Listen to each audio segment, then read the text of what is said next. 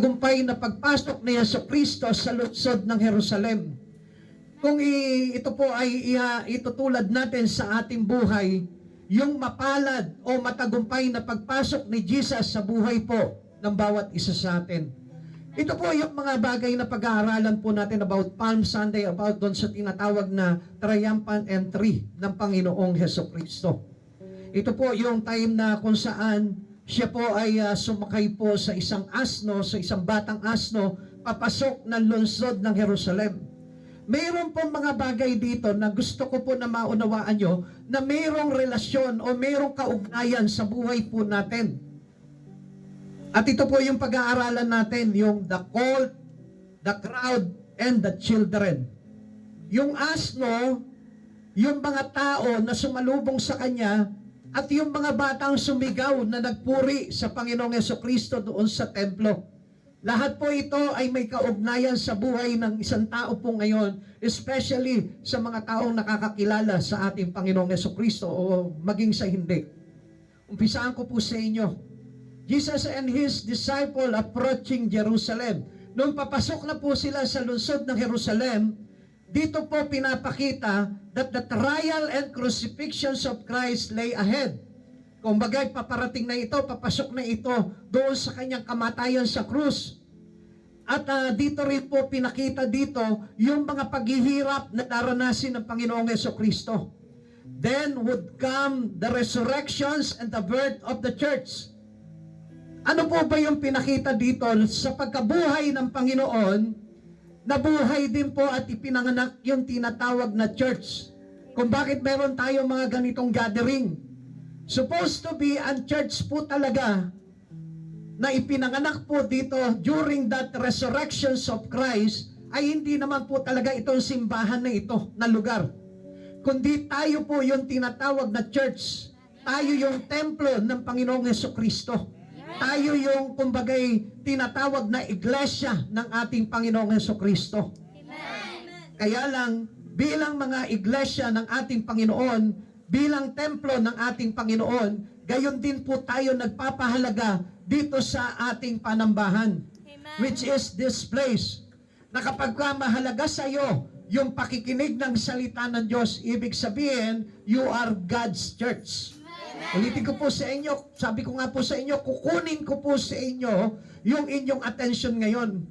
Huwag kayong kukurap dyan, huwag kayong maglilikot dyan, huwag kayong tatayo dyan. Makinig tayo parang si Maria, na kapatid ni Marta, na nag-focus lamang po sa salita ng Diyos. Amen.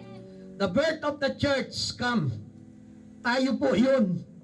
Kaya nga, kailangan tayo po talaga ay makita talaga ng Panginoon na tayo'y karapat-dapat na panahanan ng kanyang presensya. Amen. Thousands of people were gathered in Jerusalem for Passover.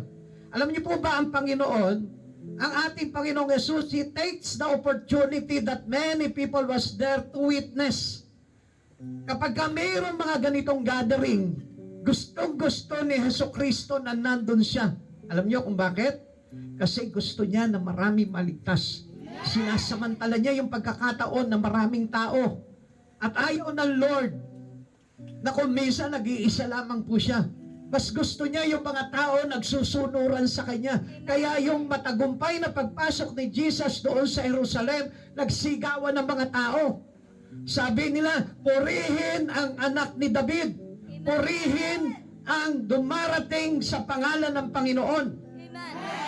Alam niyo mga kapatid sa Panginoon, gusto ko po na makita niyo po dito yung malalim na kahulugan nitong tinatawag na triumphant entry. Una, pakita po muna natin dito the disciple, the donkey, and the details. Ang kwento po na ito, na pinangunahan po ito ng kanyang mga alagad. Ang sabi po ni Jesus sa kanyang mga alagad, the call to be brought by the disciple. Sabi po ni Jesus sa kanyang mga alagad, mauna kayo doon sa kabilang nayon. Meron kayo makikita doon na nakataling bisirong asno. Kalagan nyo ito at dalhin sa akin.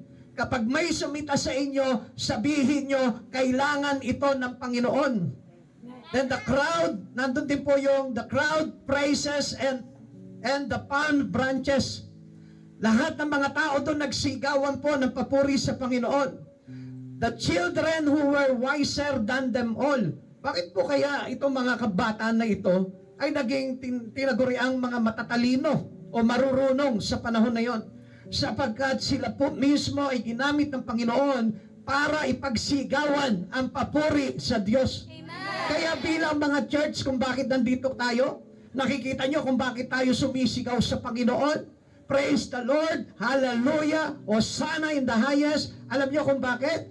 Because we are children of God.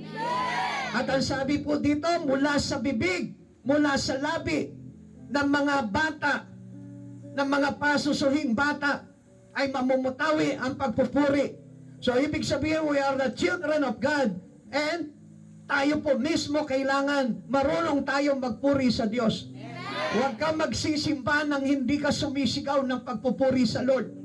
Huwag kang magsisimba na nakaupo ka lamang dyan at hindi ka nagbibigay ng parangal sa ating Panginoon. Because we are the church. We are the children. Ngayon, tingnan po natin ang kahulugan nitong mga bagay na ito. Meron po dito nung tinatawag na asno, which is the colt. Basahin ko po sa inyo sa Mateo 21 verse 2 to 7. Pumunta kayo sa lungsod ng Nayon at makikita ninyo kaagad doon ang isang babaeng asno na nakatali kasama ang kanyang anak. Kalagan ninyo ang mga iyon at dalhin sa akin. Kapag may nagtanong sa inyo, sabihin ninyong kailangan iyon ng Panginoon at ibibigay niya agad ang mga iyon sa inyo. Sa gayon natupad ang sinasabi ng propeta, sa lungsod ng Sion ay ipahayag ninyo, tingnan mo ang inyong hari ay dumarating, siya ay mapagpakumbaba. Masdan mo't siya ay nakasakay sa isang asno at isang bisiro na anak ng asno. Lumakad nga ang mga alagad at ginawa ang iniutos ni Jesus. Dinala nila sa kay Jesus ang asno at ang bisiro at isinapil sa likod ng mga ito ang kanilang balabal at sumakay si Jesus. Ang sabi ni Jesus, tumawid kayo sa kabilang nayon at may matatagpuan kayong nakataling bisirong asno kasama yung anak nito. Kalagan nyo ito at kapag may sumita sa inyo, sabihin nyo kailangan ng Panginoon. Jesus gave His disciple as a strange instruction. Na maghapo sila, sabi nila, ano kaya ibig sabihin nito, ba't kailangan ng bisirong asno? Ano kaya ang ibig sabihin nito sa buhay po natin? Sabi po ni Jesus sa kanila, go to the village and find the colt tied. May makikita kayong bisiro nakatali doon. Makinig po tayong lahat, ano po? Hayaan nyo na po yan. They were to loose the unbroken colt and bring it to Jesus. Sabi po dito, mayroon po doon na broken colt nakatali, kailangan dalhin nyo kay Jesus. Ano po ba yung pinapahayag po nito? Alam po natin, Palm Sunday. Alam po natin, araw ng palaspas. Pero ano po ba ang kinalaman ng salita na ito na ipinapahayag sa buhay natin? Tayo'y itinulad doon sa asno na pinakakalagan ng Panginoong Jesucristo. Mapalad ka sa oras na ito, gusto ko malaman mo, dahil nakalagan ka. Kaya tayo nandito ngayon para tayo nung sinabi ni Jesus sa kanyang mga alagad, pumunta kayo sa kabilang nayon, may makikita kayong asno na nakatali, kalagan nyo at dali nyo sa akin. Pag sinita kayo ng may-ari, sabihin nyo, kailangan ito ng Panginoon. Alam nyo po ba, marami pong tao, hindi po makalapit sa Panginoon, hindi makapag-church, hindi makapagbigay ng panahon sa Panginoon, nalilimitahan yung kanilang buhay sa Lord. Why? Because they are still they are still tied. Ibig sabihin, nakagapos pa rin po sila.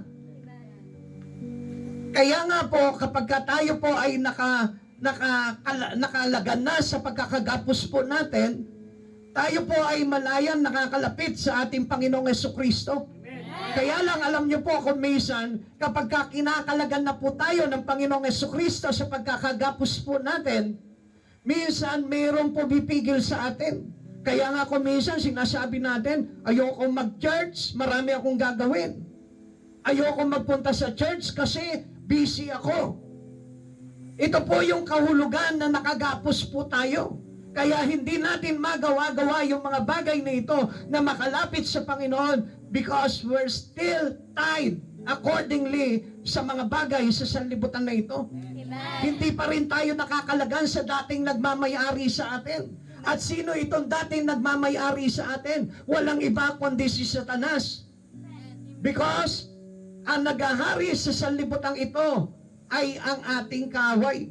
Amen. Their answer to any who questioned them was to be, the Lord needs him.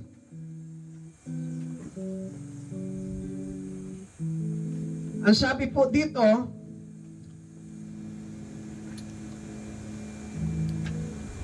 kailangan daw kapag may nagpipigil sa iyo, di ba kung minsan ano po, mag-church ka na, huwag ka na lang muna mag-church. Kasi kailangan kita dito sa bahay. Huwag ka muna mag-church kasi marami kang gagawin. Ang sabihin mo raw doon, the Lord needs me. Kailangan ako ng Diyos at walang makakapigil sa akin. Bakit? Kailangan natin makalagan. Dahil kung hindi tayo magpapakalag sa ating Panginoong Jesucristo at mananatili tayo nakagapos, ang ibig sabihin niyan, wala pa rin tayong kaligtasan. Bakit tayo gustong kalagan ng ating Panginoon? Katulad ng asno na yon, upang makasakay sa atin si Jesus. Alam nyo, mga kapatid sa Panginoon, Jesus need to ride in you. Gusto ng Panginoon na siya po mismo ay makasakay sa atin. Alam nyo, para lamang po tayo makalagan, kailangan po natin na ipagamit yung buhay natin sa Lord. We are to bring to Jesus loose with unbroken wheels. Ano po dito?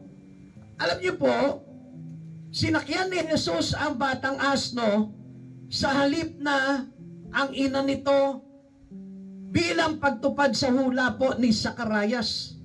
Ito po sa aklat po ng Zacarias chapter 9, na sumisimbolo sa kanyang pagiging hari ng kapayapaan, hindi digmaan. Ang paggamit ng hayop na hindi pa nasasakyan ay nagpapakita ng kabanalan, pagpapakumbaba, at ang kanyang otoridad bilang Mesaya.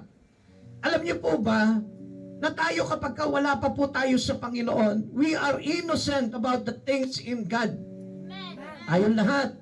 Kaya matatawag po tayo mga baby Christian pa. Pero, ang pinakamaganda dito, if you allow to accept the offer of God, of Jesus into you, to come and enter into you, gusto ko po na malaman po ninyo, napakaganda po nun. Amen. Nandiyan pa po ba tayo? Dalagin ko po na mag-focus po tayo, ano po? Dahil mahalaga po itong bagay na ito. May mga bagay po tayong pinanghahawakan sa buhay po natin na hindi po natin mabitiw-bitiwan. At itong bagay na ito, kaya hindi po tayo makalagan dahil sa mga bagay na ito. Why sometimes we are limited to worship God. Kung bakit po nalilimitahan po tayo dahil sa mga bagay na ito. Pero sabihin mo doon, sabihin mo, kailangan ako ng Panginoon. Kung ano man yung bagay na pumipigil sa iyo, bagay man yan, tao man yan, pangyayari man yan, sabihin mo, kailangan ako ng Panginoon eh. Kailangan yung unbroken wheels natin. Ibig sabihin po nito, kailangan na tayo'y maidala talaga kay Kristo. Marami nga po sa panahon po natin, even Christian, nadala na po sa Panginoon, pero bumibitaw pa at bumabalik pa po sa kanyang pagkakagapos.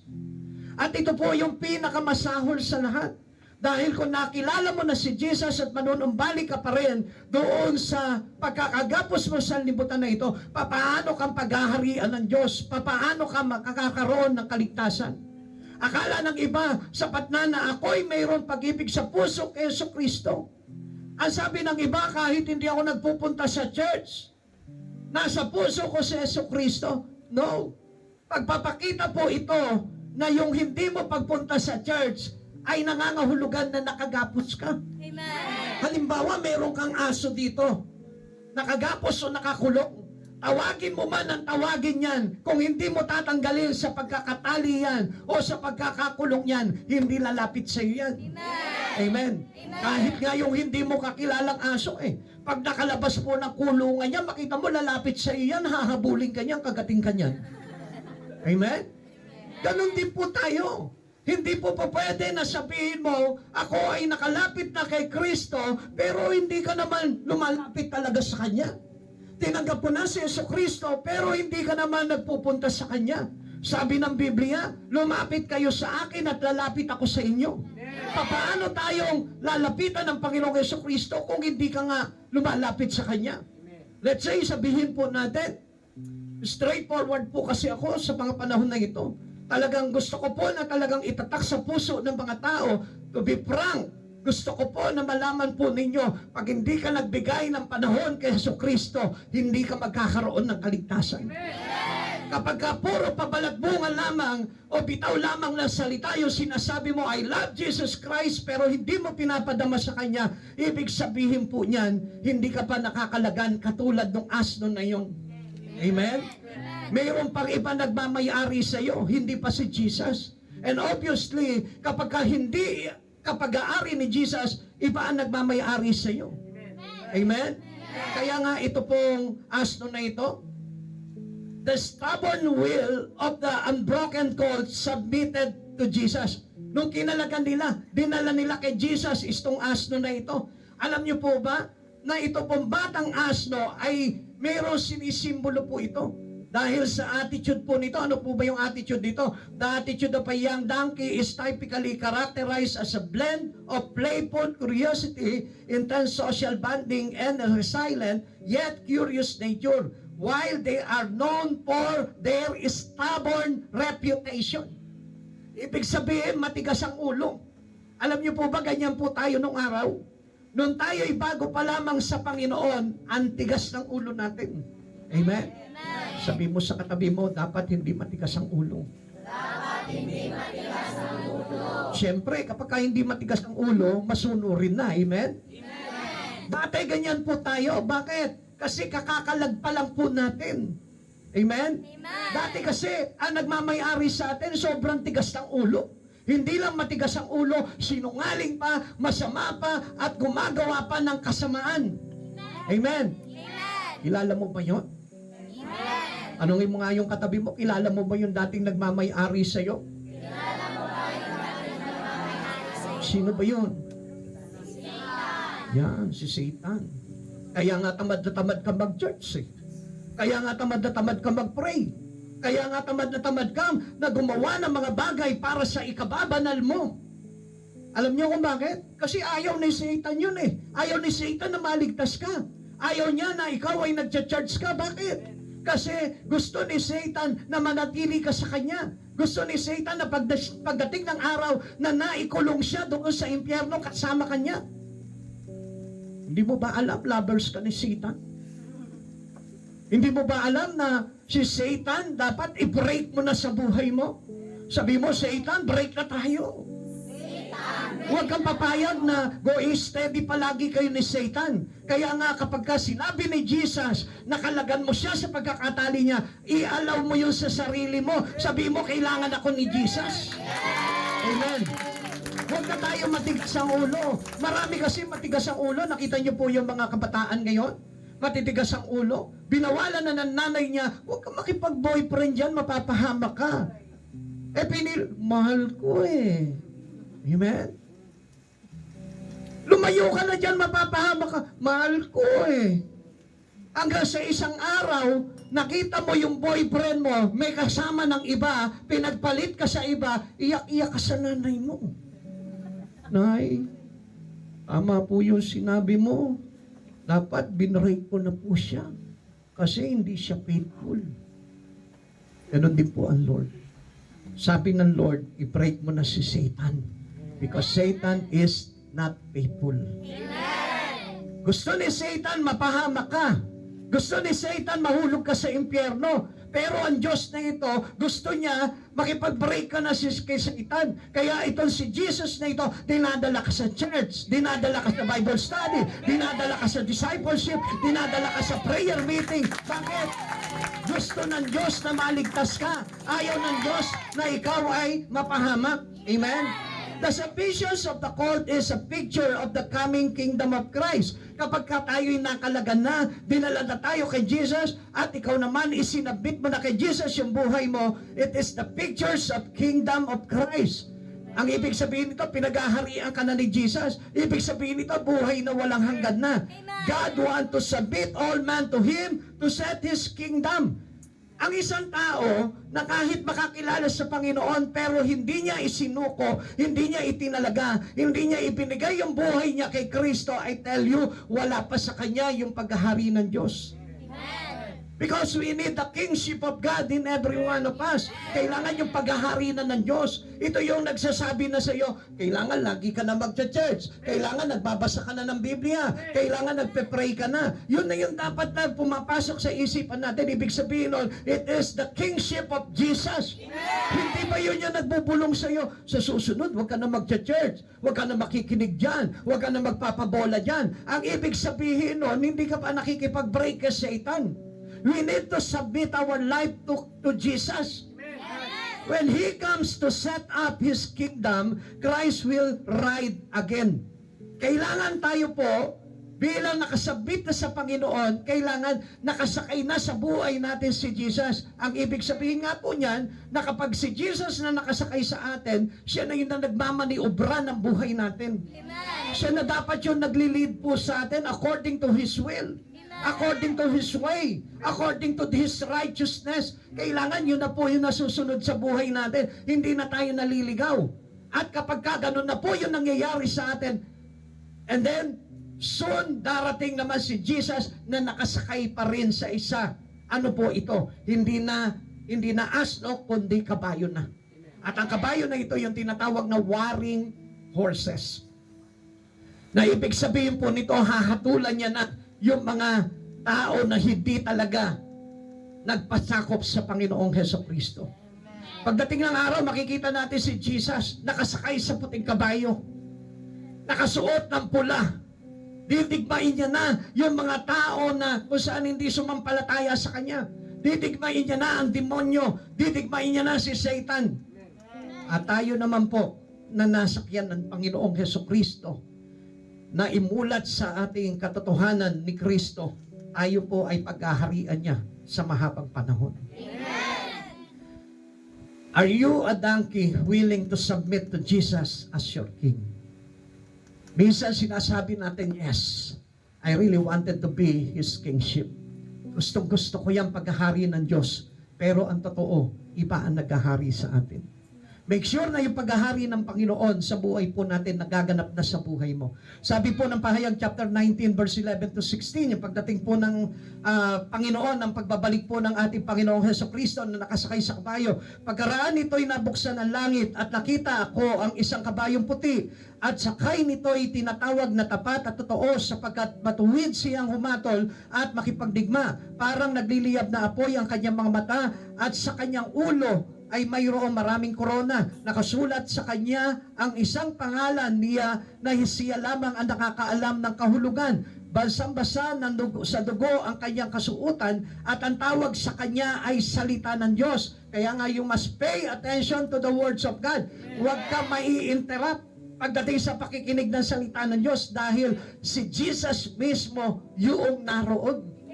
Na saan man pinag-uusapan ang kanyang salita, nandun ang Panginoong Hesukristo. Kaya yung salita ng Diyos, huwag nating i-disregard yan sa mga gawain ng ating Panginoon. Sumusunod sa Kanya ang mga hukbo ng langit na nakadamit ng malinis at puting lino, at nakasakay rin sa mga kabayong puti. May matalim na tabak na lumalabas sa kanyang bibig na ginagamit niyang panlupig sa mga bansa. Mamamahala siya sa mga ito sa pamamagitan ng tungkod na bakal at paaagusin mula sa pisaan ng ubas ang alak ng puot ng Diyos na makapangyarihan sa lahat. Nakasulat sa kanyang kasuotan at sa kanyang hita ang ganitong pangalan, Hari ng mga hari at Panginoon ng mga Panginoon. Kailangan si Jesus po mismo makasakay sa atin bilang hari ng mga hari. Amen? Hindi siya magiging kings of kings sa buhay ng isang tao kung hindi po siya makakasakay sa iyo. Kailangan dala-dala natin si Jesus sa buhay natin. Sa lahat ng oras, sa lahat ng panahon, sa lahat ng pagkakataon. Kailangan si Jesus ang naglilid ng buhay po natin. Ngayon pumunta naman po tayo sa crowd. Doon sa mga tao na nandun ngayon na sumasalubong sa pagpasok ni Jesus doon sa Jerusalem. The multitude spread their garments before Jesus. Lahat ng kasuotan nila inilatag sa Panginoon. Binigyan nila ng daan si Yesu Kristo sa kanilang buhay. Bakit po? Kasi lahat ng kasuotan ng tao nung sila po ay wala pa kay Kristo, lahat ng kasuotan natin is filthy. Maruming basahan lamang po. Kaya nga, ang ginawa po nito, nais nila na madaanan lahat ng karumihan nila ng ating Panginoong tagapagligtas, which is the King of our life, or the Savior, or our Messiah. Pero hindi niyo po ba napansin? Marami po sa mga Kristiyano ngayon ayaw madadaanan yung kanilang kasalanan. Ayaw madadaanan yung kanilang karumihan. Ayaw madadaanan yung kasamaan nila. Nagagalit sila kapag nadadaanan yung mga bagay na ginagawa nilang mali sa buhay po nila. Ang sabi po dito, they spread their garments before Jesus. Ito yung crowd po noon. Lahat sila naglatag po ng kanilang mga damit. Lahat po ito nilatag po nila para madaanan ng Panginoong Hesukristo. Sabi ng Mateo 21 verse 8 to 11, maraming naglatag ng kanilang balabal sa daan, mayroon naman pumutol ng mga sanga ng kahoy at ito'y inilatag sa daan. Nagsisigawan ang mga tao na uuna at sumusunod sa kanya. Sigaw nila, purihin ang anak ni David, pinagpala ang dumarating sa pangalan ng Panginoon, purihin ang Diyos. Pagpasok ni Jesus sa Jerusalem, nagulo ang buong lungsod. Sino kaya ito? Tanong nila. Si Jesus, ang propetang taga Nazaret sa Galilea, sagot ng karamihan. Alam niyo mga kapatid sa Panginoon, si Jesus nagpahayag sa kanila bilang propeta.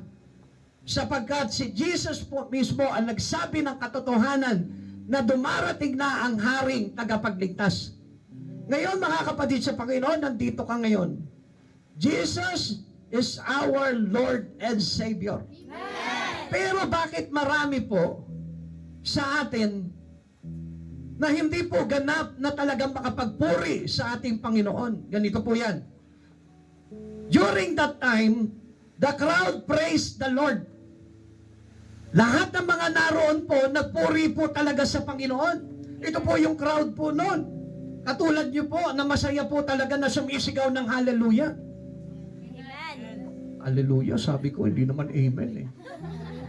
Yung crowd po noon, sumisigaw ng praise the Lord. Praise the Lord! Yung crowd na yun, hindi kayo. Pero tayo ngayon dito, katulad ng crowd na yon.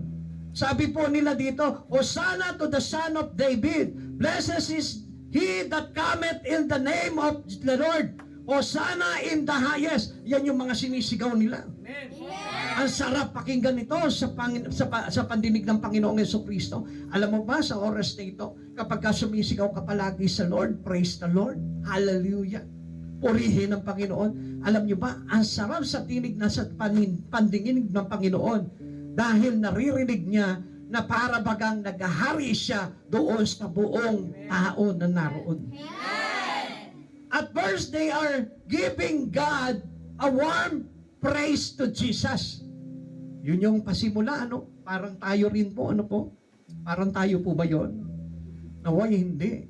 Sapagkat itong mga tao na ito, na mainit na sumalubong ng papuri na sinisigaw nila kay Jesus, purihin ang anak ni David. Purihin ang Panginoon. Ito po yung mga sigaw nila, but soon, tignan nyo po, how fickle crowd can be with their praise. Paano po ba nangyari ito? Kasi ang tao po kasi pabago-bago ng isip. Ngayon, gusto mag-church, sa susunod na linggo, ayaw na. Amen? Hello? Bakit hindi tayo maka-amen ngayon? Tanungin mo nga yung katabi mo sa oras na ito. Mananatili ka na ba na magsisimba palagi? Mananatili ka na ba na magsisimba palagi? O diba? Nahihirapan tayo mga ako kasi hindi ko talaga hawak yung schedule ko, Pastor. Then, I tell you, nakagapos ka pa rin. Amen. Please, sabihin mo doon sa nagkagapos sa iyo, kailangan ako ng Panginoon. Ganito po yung crowd po nung araw. How big a crowd can be with their praise. Ano nangyari po nito? Sumisigaw sila ng papuri kay Jesus, tapos sa mga susunod na panahon, soon the cheers become jeers. Ano nangyari po dito? Yung kanilang pagpupuri, naging pangungutya na. Soon the blessing became boos. Ano po nangyari po dito? Parang insulto na sa Panginoon yung ginagawa nila. Soon the crowd him became crucify him. Kaya yung mga nagpupuri kay Jesus, sila rin po yung nagsumigaw na kung anong gagawin kay Jesus, ang sigaw nila, ipako sa krus.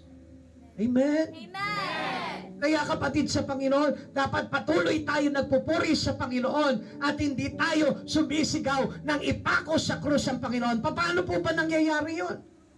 When you return into the light from the past, from your old sin, na kapag tayo po ay nagbalik muli doon sa dating pagkakagapos natin, ang ibig sabihin niyan, you crucified Christ in you. Muli ninyong ibinibilad sa kahihiyan ang Panginoon at ipinapako sa krus. Kapag nagbabalik po tayo sa dati nating pagkatao, noon tayo'y wala pa kay Jesucristo, binibilad natin sa kahihiyan ng Panginoon at ipinapako sa krus. Kaya nga, ingatan po natin yung pananatili natin sa Lord. Kaya sabi ng Lord sa atin, ang manatiling tapat hanggang wakas ay maliligtas. Ang manatili sa ating Panginoon ay mananatiling tapat. At yung katapatan na yon, na kahit tinatamad ka sa mga bagay sa Panginoon, kailangan sipag-sipagan mo pa rin. Na kahit na nawawalan ka ng gana, pinalalamigan ka, magpainit ka pa rin. Pansisinin mo, mga kapatid sa Panginoon, bakit kapag ka malamig, nakakapagkapi ka? Kapag ka mainit, naghahalo-halo ka. Dapat kapag nanlalamig ka kay Kristo, magpainit ka rin. Amen? Kapag ka mainit ka kay Kristo, huwag ka magpapalamig. Manatili ka lang mainit. Amen? Para na sa ganon, hindi natin maibilad sa kahihiyan muli ang Panginoong Jesucristo. Sabi nga po ng Santiago chapter 4 verse 8, lumapit kayo sa Diyos at lalapit siya sa inyo. Linisin ninyo ang inyong mga kamay. Kayo mga makasalanan, linisin ninyo ang inyong puso. Kayong pabago-bago ng isip. Kaya nga gusto ko malaman mo, itong oras na ito, nandito ka ngayon, pinatawad, nilinis lahat ng kasalanan mo. Pero, sa sandali, naabutin ka ng katamaran, pagdating sa paglapit mo sa Panginoon, muling nananambalik sa atin yung kasalanan. Muling natatalo tayo at nadadaig ng mga kasamaan. Kaya nga sabing ganon, linisin ninyo ang inyong puso, kayong pabago-bago ng isip. Amen? Amen. Amen? Dahil yung puso natin nakasalalay yan sa kalagayan ng iyong sarili. Kung nasan ka, nandun yung puso mo. Kaya nga sabi ka doon, kung saan nandun yung kayamanan mo, nandun yung puso mo. Amen? Kaya nga kapag halimbawa, ang kinalilibangan mo dito ay yung mga bagay na magdudulot sa iyo ng kasalanan, nandun yung puso mo. Halimbawa naman, nandun yung init at alam mo kay Jesucristo, nandun yung puso mo. Kaya nga manatili ka na kay Kristo. Amen? Manatili ka na sa Diyos at gawin mo yung nararapat na pinagagawa ng Diyos. And that was the crowd. The real crowd for Jesus. Yun yung talagang totoong mga tao pagdating sa Panginoong Jesucristo. Hindi nagbabago ang isip pagdating sa Diyos. Na kahit na anong dumating ang sitwasyon sa Kanya, hindi isisigaw niya, crucify Him, crucify Him. Kundi ang sinisigaw niya, purihin ang anak ni David, purihin ang dumarating sa pangalan ng Panginoon. Now, let's go into the children. meron po dito, as a children, sabi po dito, we often need to praise Jesus in our life.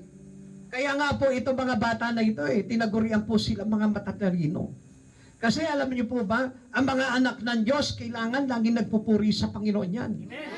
Tanungin ko po kayo sa oras na ito, tayo po lahat ba na narito ngayon ay mga anak ng Diyos?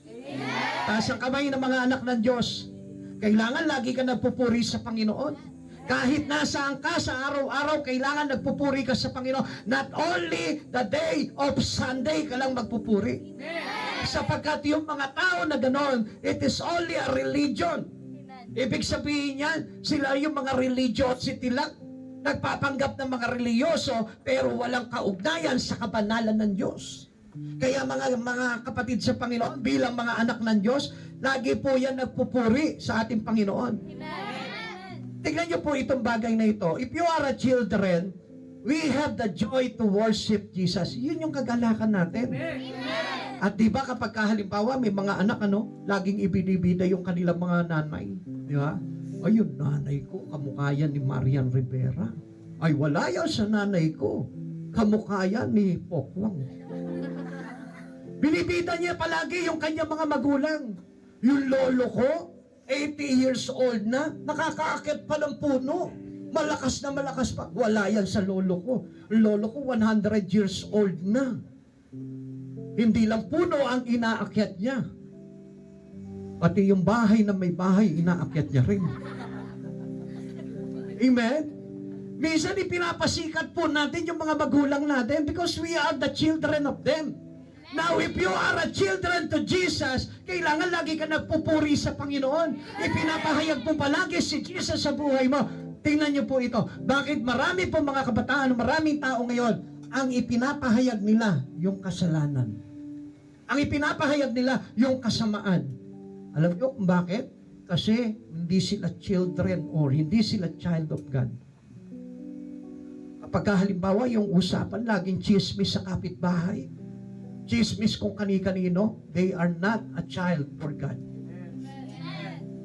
Ang mga paninirang puri ay kasalanan. Kaya nga dapat tayo bilang mga anak ng ating Panginoong Jesucristo, daily meron po tayong pagpupuri sa Panginoon. Mateo 21 verse 12 to 16. Pumasok si Jesus sa templo at ipinagtabuyan nila ang palabas ang mga nagtitinda at namimili roon. Ipinagtataob niya ang mga mesa ng mga namamalit ng salapi at ang mga umpuan ng mga nagtitinda ng kalapati. Sinasabi ng kasulatan, ang aking tahanan ay tatawaging bahay dalanginan. Ngunit ginawa ninyo itong lungga ng magnanakaw. Habang si Jesus ay nasa templo, lumapit sa kanya ang mga bulag, ang mga pilay, at sila ay kanyang pinagaling. Nagalit ang mga punong pari at ang mga tagapagturo ng kautusan nang makita nila ang mga himalang ginawa niya at marinig ang mga batang sumisigaw sa loob ng templo, purihin ang anak ni David. Sinabi nila kay Jesus, naririnig mo ba ang mga sinasabi nila? Naririnig ko. Tugon ni Jesus, hindi ba ninyo nababasa sa kasulatan? Pinalabas mo sa bibig ng mga sanggol at ng mga pasusuhin ang wagas na pagpupuri. So, ibig sabihin niya, if we are a child, kung tayo'y mga anak ng Diyos, kailangan ang mamumutawi palagi sa bibig mo ay ang pagpupuri sa Diyos. I am not for Satan. Hindi ako kay Satanas. Kaya laging bigtas ng bibig ko ay pagpupuri. Laging magagandang bagay ang sinasabi ng aking labi. Sapagkat ang sabi mula sa bibig ng mga sanggol at ng mga pasusuhin ang wagas na papuri. Gamitin natin ang bibig natin sa pagpupuri sa Panginoon. Gamitin natin para maparangalan ng Diyos. Gamitin natin ang bibig natin para i-bless ang Panginoong Jesucristo sa buhay ng marami. It was the cleansing of the temple. Dito pinakita po dito, nilinis ni Jesus yung templo. Now, who are the temple of God? We, tayo yun. Kaya niya pinagtabuyan yung mga namamalit ng pera, nagtitinda ng kalapati. Alam niyo po ba kung bakit? Sometimes, the mindset, yung mindset po natin, laging nakatuon into earnings. Sorry to tell you. Pasensya na po kayo. Dahil ito po talaga yung nililinis ng Lord, hindi naman po ito church talaga na ito. Yung mga pinagtabuyan niya po doon, ito po ay may kaugnayan sa totoong templo, which is us. Because we are the temple of God's Spirit. We are the church of Christ Jesus. Kaya nga gusto ng Diyos na ito, yung puso natin sa araw-araw ay maging dalanginan. Amen? Kaya nga yung ating persistent prayer, yung ating consistency in prayer, kailangan po yan sa araw-araw. Para linisin po ng Panginoong Hesukristo yung ating kalooban. Kaya kapatid sa Panginoon, kung wala kang time sa ating Panginoong Hesukristo, you are not a temple of His Spirit. Gawin mo na palinis mo sa Panginoon. Allow Jesus to cleanse you. Pahintulutan mo siya na linisin ng Diyos yung buhay mo. Kaya nga tayo dinadala ng Diyos sa mga ganitong gawain para linisin tayo ng ating Panginoon.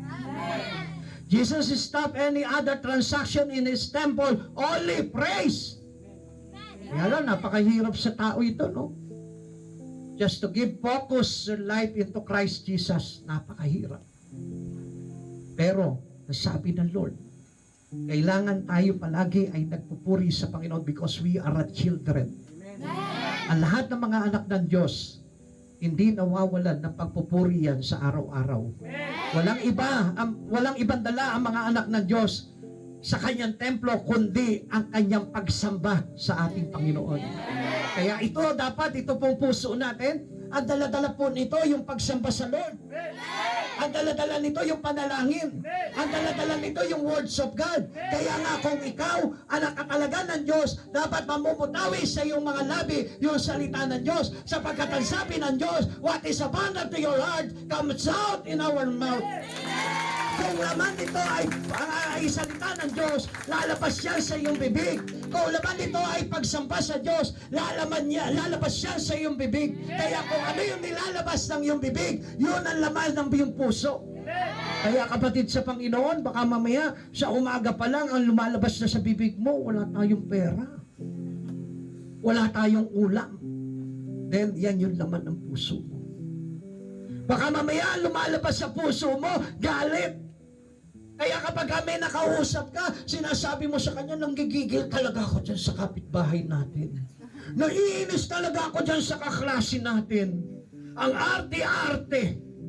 Kapatid sa Panginoon, gusto ko malaman mo, as a children to God, kailangan ang laman ng puso mo si Kristo. Amen? Paano kung laman ng puso mo galit? Si Kristo kaya nandyan? Never. Hindi po si Christ ang nandyan, sapagkat ang naglalagay ng galit sa puso ng isang tao, walang iba kundi si Satanas. Yung mga pagnanasa sa mundong ito, ang may akda po niyan si Satan. Kaya hindi nyo napapansin, tayo po mismo nilulunod tayo ng kaaway sa mga bagay sa sanlibutan. Why? Sapagkat gusto niya hindi tayo maging belong sa mga anak ng ating Panginoon. Amen?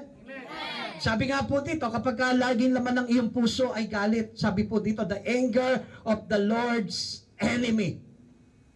Kasi alam niyo po, ayaw ng kaaway na tayo po ay nagpupuri sa Panginoon. All children of Jesus never hates praise. Ang magagalit nun. Tanungin mo yung katabi mo, naiinis ka ba pag linggo? Naiinis ka ba pag linggo? Kasi church day na naman. Naiinis ka ba pag Miyerkules? Kasi midweek na naman. Naiinis ka ba pag Sabado? Kasi discipleship? Naiinis ka ba pag Friday? Kasi street preaching? Then I tell you, you are not belong to the children of God. Amen. Mahimik na tayo ngayon. Ano? Ganyan din po sa mga tarim eh. Kapag ka nare-rebuke yung espiritu eh. Amen? Nagagalit. Pero ano sabi po dito? They lay all their garments to give way to Jesus. Alam niyo po, nilatag nila yung kanilang mga kasuotan. Ano po yung nilatag po nila yun? Ano yung nilay down po nila doon sa daraanan ni Jesus? Yung mga filthy garments po nila. Yung karumihan nila, yung kasalanan nila, ipinapahayag nila kay Jesus. Gusto nila na pasagi kay Jesus lahat ng mga bagay na masasama sa kanila. Amen. Amen? Hindi sila tumatahimik lang. Hindi sila sumasama ang loob kapag ka nasita po sila sa mga bagay na mali po nila. Sapagkat sila po ay mga anak ng Diyos. At ang mabuting anak ng ating Panginoon ay marunong tumanggap ng mga pagkakamali niya. Amen?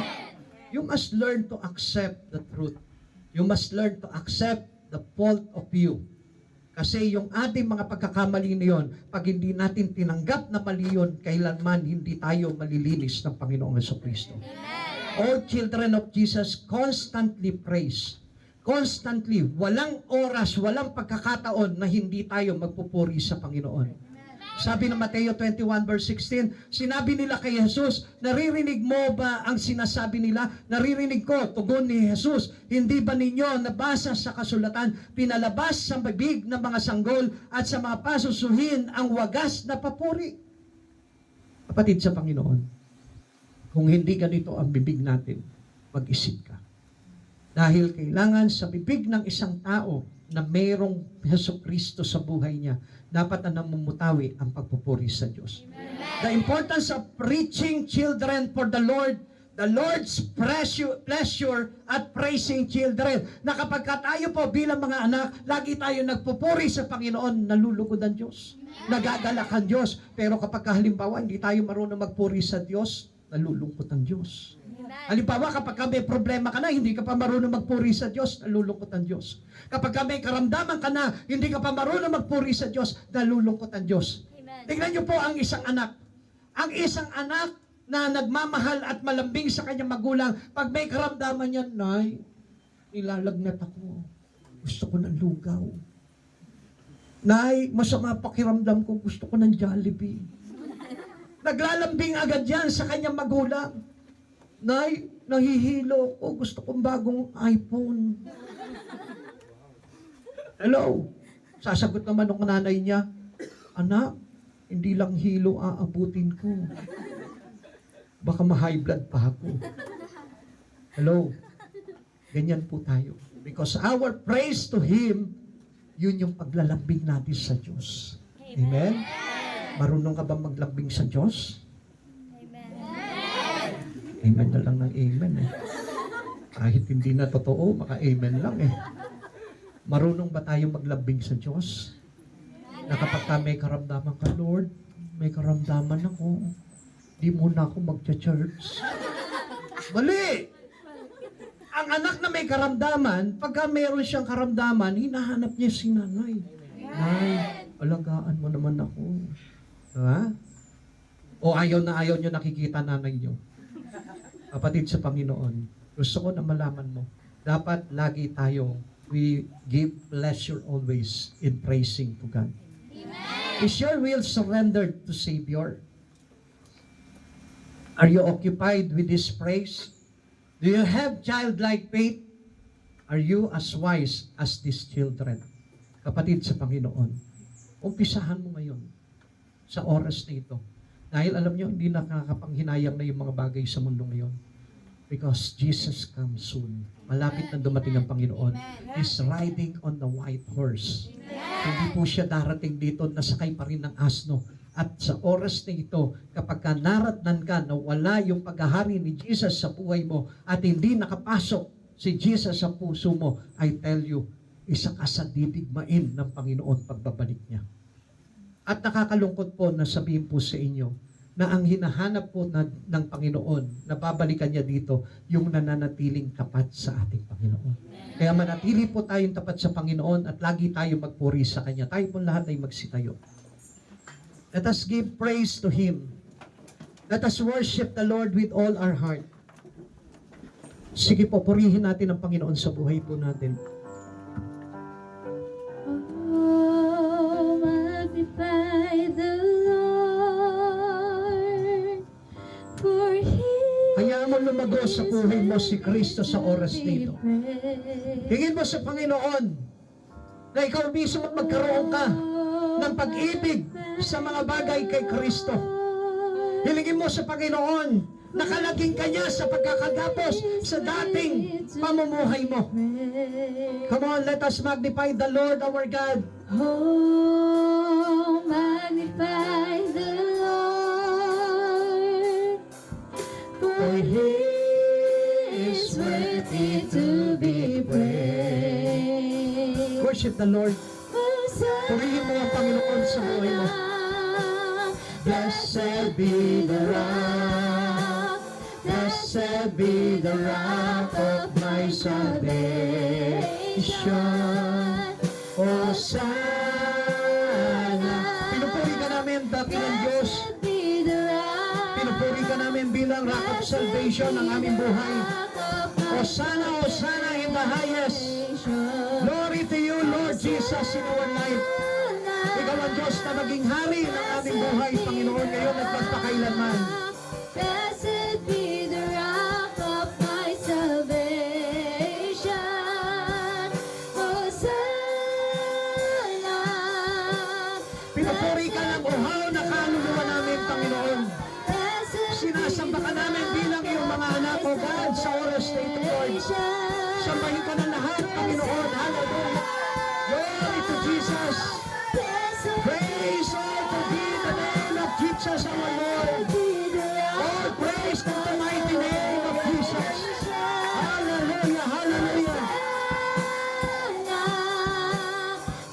Praise the Son of King David. Blessed be the rock of my salvation. Hosanna. Blessed be the rock. Blessed be the rock of my salvation. Kapatid, ano man yung mga bagay na narinig mo sa oras na ito? Kung nais mo na tuluyang kang kalagin ng Panginoon sa pagkakagapos mo sa sanlibutan ito, ibigay mo yung buhay mo sa Lord. Ipasakop mo sa Kanya yung nalalabing panahon na ito para sa Kanya.